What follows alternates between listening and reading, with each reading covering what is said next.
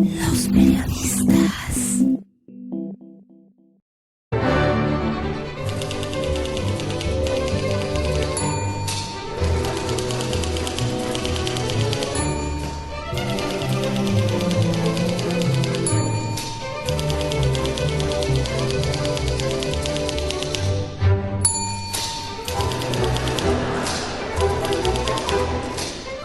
A lo largo de la vida periodística, a este reportero le ha tocado convivir con muchos libaneses, empresarios y políticos, y siempre en cada uno de ellos se manifiesta una peculiar inclinación al oro y al poder.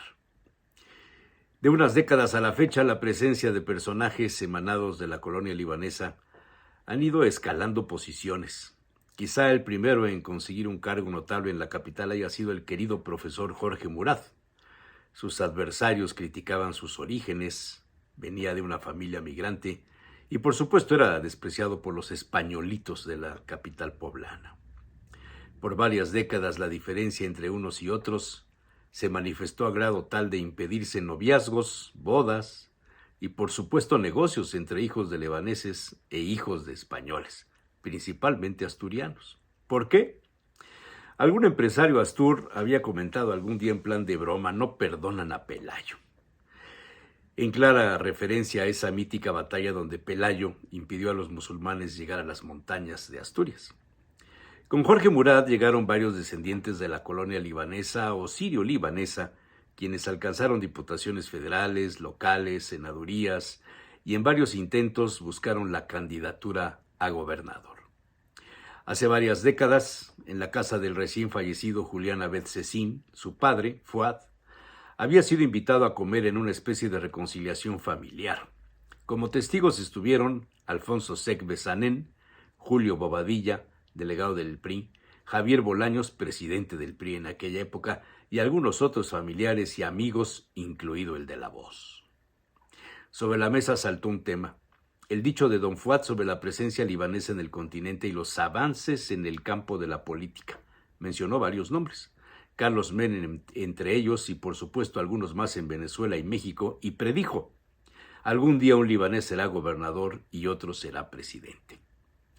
Tiempo después, este reportero encontró en Aguascalientes a Alfonso Sec Besanén, caminando por las calles, acompañado del famoso Anselmo Zule, en ese entonces uno de los vicepresidentes de la Internacional Socialista, donde México participaba a través del PRI. La comida fue muy interesante, pues apareció de nuevo el pronóstico de Fuad Abed: el crecimiento de la influencia libanesa en el continente.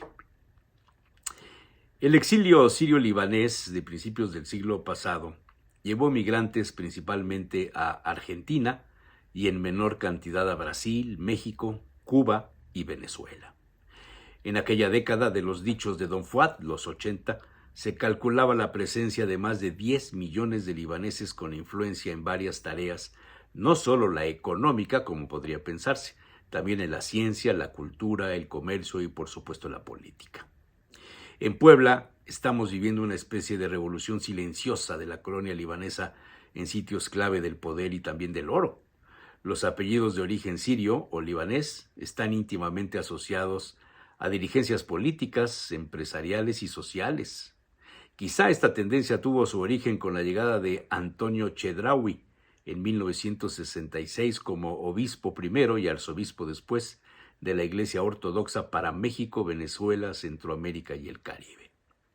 El poder, la influencia, la capacidad de convocatoria de don Antonio fue creciendo a grado tal que los políticos libaneses del país pedían su mediación para ser incluidos en las listas de candidatos a cargos de elección popular. Y por supuesto, los libaneses importantes de Puebla enviaron sus cartas, hicieron sus gestiones. Por aquellas épocas apareció en Argentina, editorial MC, un compendio de testimonios y reportajes de Jean Larteguy, el seudónimo del periodista Jean-Pierre Lucien Osli, bajo el título de Dios, el oro y la sangre. Un intento para explicar los conflictos en Egipto, Israel, Irán, Afganistán, Siria y el Líbano. Beirut no es el Líbano, escribió. Le dicen a él solo es un decorado, una vitrina. El verdadero Líbano lo encontrará en otra parte. Para los sunitas y los chiitas está Siria, en Tiro, para los drusos en el Chuf, para los cristianos en el Kesruán y el monte Líbano. Es verdadero y es falso. En fin, la colonia libanesa está aquí, activa, con influencia, con poder, con dinero, organizada y esperando la luz verde para tomar la capital, quizá uno de los trampolines más deseados de las últimas décadas, y para ello no hay mejor representantes del funcionalismo, del pragmatismo que ellos mismos han practicado históricamente. Fueron migrantes en busca de una oportunidad, de una especie de tierra prometida. Dejaron familia, posesiones, quizá calidad de vida, y se instalaron la mayoría exitosamente. Y curiosamente no han dejado de practicar esa migración, ahora en el terreno de los partidos políticos.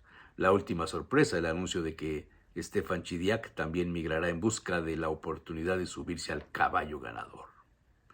Quizá el tema de las protestas en Morena tenga varias raíces y no solo el tema de los fundadores y los originarios del movimiento.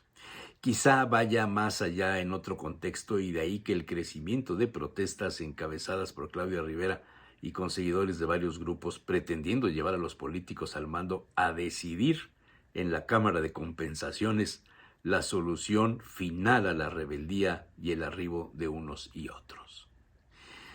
Y es que todos dicen que con Pepe Chedraui le quitarán votos al PAN, a Rivera Riestra, y con cualquiera de los demás no sería así.